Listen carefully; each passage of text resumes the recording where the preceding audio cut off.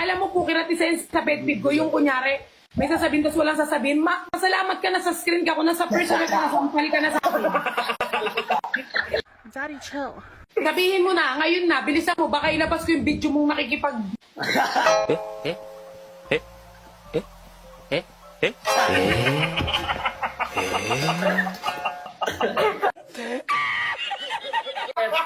Grabe ang pagka-threatening.